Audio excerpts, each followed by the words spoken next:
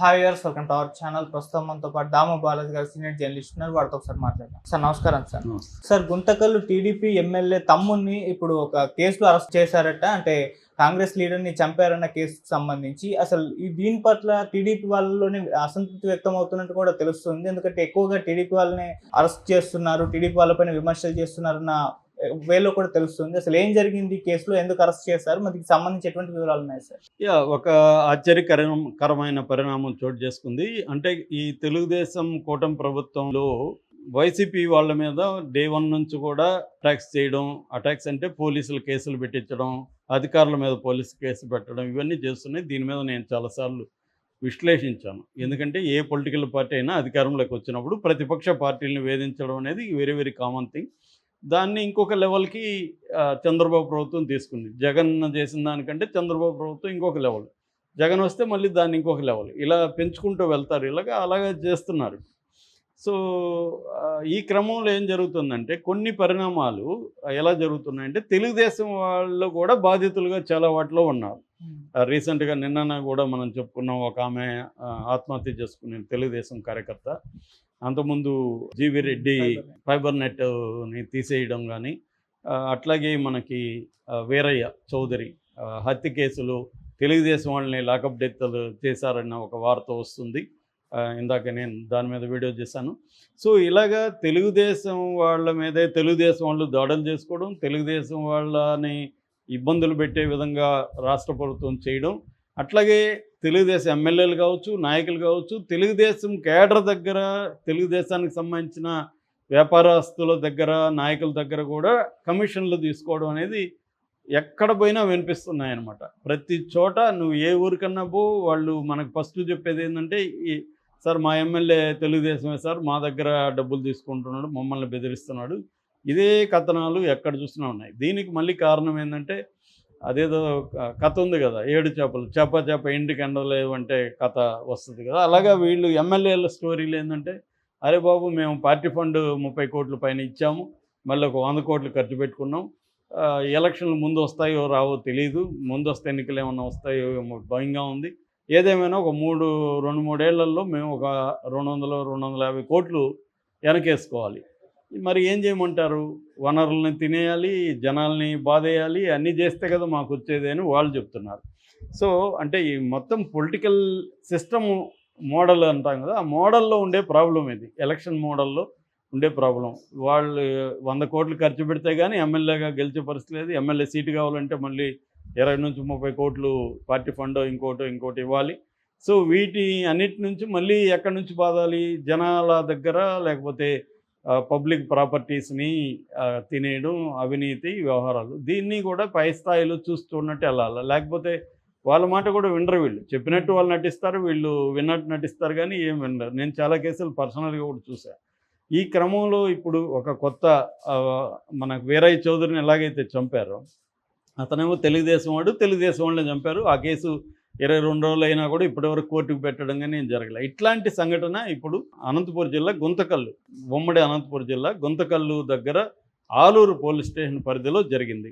ఇదేంటంటే Congress party leader plus దళిత leader కూడా, ఎంఆర్పిఎస్సి రాయలసీమ జిల్లాల అధ్యక్షుడు, ఎంఆర్పిఎస్ మాదిగ రిజర్వేషన్ పోరాట సమితి నాయకుడు, ఆయన పేరు చిప్పగిరి లక్ష్మీనారాయణ.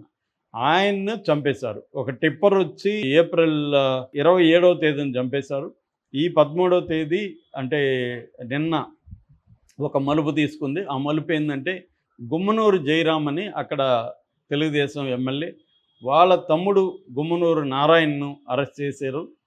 ఆలూరు పోలీస్ స్టేషన్లో కేసులు పెట్టారు. ఆయన గుంతకల్ కోర్టుకు తీసుకెళ్లారు. కోర్టు రిమాండ్ కూడా విధించింది. కర్నూలు జైలుకి తరలించారు. ఆ కేసులో ఇంకొక 11 మంది కోసం పోలీసులు గాలిస్తున్నట్టుగా తెలిసింది. అసలు ఏంటి, ఒక ఎమ్మెల్యే తమ్ముడిని, పైగా ఆయన తమ్ముడే కాదు, ఆయన ఆలూరు మార్కెట్ యార్డ్ మాజీ చైర్మన్ కూడా, ఆయన కూడా తెలుగుదేశం రాజకీయాల్లో యాక్టివ్గా ఉన్నాడు.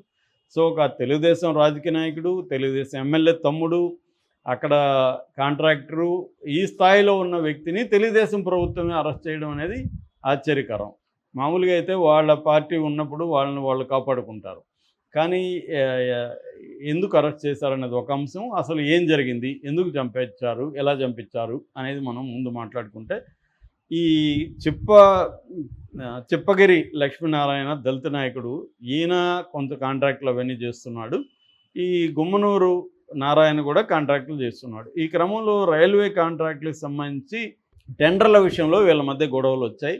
అట్లాగే కమిషన్లు మామూలుగా రాయలసీమలో ఎట్లా ఉంటుందంటే గుడ్ విల్ అంటారు. అంటే నువ్వు కాంట్రాక్టరు, మనం ఏదో నేను వేయకుండా నువ్వే వేసి నువ్వే కాంట్రాక్ట్ పొందాలంటే నువ్వు నాకు గుడ్ విల్ ఇవ్వాలి. సో ఈ గుడ్ విల్ పేరుతోనే అనంతపూర్లో ఒక గుడ్ విల్ కాలనీ కూడా ఉందని ఎప్పుడో లాంగ్ బ్యాక్కే పాలగుమ్మి సాయినాథ్ పుస్తకంలో రాశాడు. గుడ్ డ్రాట్ అట్లాంటిది ఏదో బుక్ ఉంటుంది. ఆ పుస్తకంలో రాయలసీమలో మనం కరువు అంటాము, కానీ ఈ కమిషన్లతో కాలనీనే ఉంది, దాని పేరే గుడ్ విల్ కాలనీ అని పేరు పెట్టారు అని అన్నాడు ఆయన అప్పుడే. అంటే ఈ గుడ్ విల్ కింద డబ్బులు కమిషన్లు తీసుకోవడం అనేది ఎవరు కాంట్రాక్ట్ చేయనా వీళ్ళకి ఇచ్చేయాలి. అక్కడ ఎవరు డామినెంట్గా ఉంటే ఆ లీడర్లకి ఆ కాంట్రాక్టర్ కమిషన్ రూపంలో వాళ్ళు ఏదో విధిస్తారు, ఇంత పర్సెంట్ 5-10% ఇవ్వమని, ఆ పర్సెంట్ ఆ కాంట్రాక్ట్ ఎంత వస్తే అంత ఇచ్చేయాలి, లేదంటే వాళ్ళు నిన్ను నానా బాధలు పెడతారు. సో అందుకని అట్లాంటి కమిషన్ల మధ్య వీళ్ళిద్దరి మధ్య గొడవలు వచ్చిందని చెప్తున్నారు. చిప్పగిరి లక్ష్మీనారాయణ గుమ్మనూరు జయరాముని బెదిరించాడని, నువ్వు నా జోలికి వస్తే నేను నీ మీద SC/ST కేసు పెడతాను, నేను దళిత నాయకుడిని అని ఆయన బెదిరించాడని, ఆ బెదిరింపులకి తను కోపంతో ఉడికిపోయాడని, ఈ లోపల అతనికి ఇంకొంతమందికి కూడా, ఎవరికి ఈ చిప్పగిరి లక్ష్మీనారాయణకి ఇంకొంతమందికి కూడా ఈ గొడవలు ఉన్నాయి, కాంట్రాక్ట్ విషయాల్లో గొడవలు ఉన్నాయి. సో వాళ్ళని ఇతను ఆర్గనైజ్ చేశాడు. అరే బాబు, మీరు కానీ అతను చంపుతానంటే నేను మీకు అన్ని ఫైనాన్స్ అన్నీ చేస్తాను, తర్వాత కేసులు ఇవన్నీ నేను చూసుకుంటానని ఈయన చేశాడని చెప్తున్నారు. అందులో గౌసియా, పెద్దన్న, రాజేష్ వీళ్ళ ముగ్గురు పేర్లు బయటకు వచ్చాయి. వీళ్ళ ముగ్గురికి ఈయన డబ్బులు ఇచ్చి టిప్పర్ కొనిచ్చాడు. ఒక 2 లక్షలు డబ్బులు ఇచ్చి 2 లక్షలకి టిప్పర్ కొనిచ్చి ఒక ప్లాన్ చేసుకున్నారు.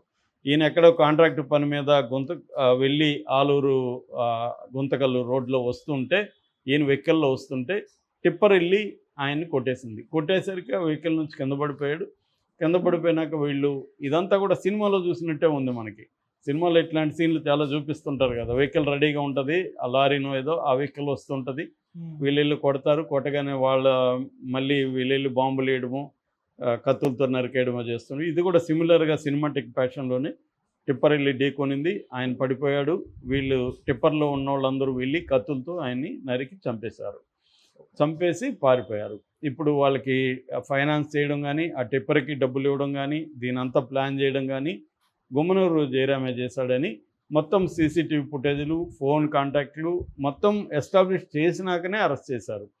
ఎందుకంటే ఈయన దళిత లీడరు, దళితుల్లో పెద్ద ఎత్తున నిరసన వస్తుంది, already Congress party leader. So అందువల్ల విధి లేని పరిస్థితుల్లోనే గుమ్మనూరు జయరాం తమ్ముడు గుమ్మనూరు నారాయణని అరెస్ట్ చేయాలన్న పరిస్థితి ఏర్పడింది అనేది చెబుతున్నారు.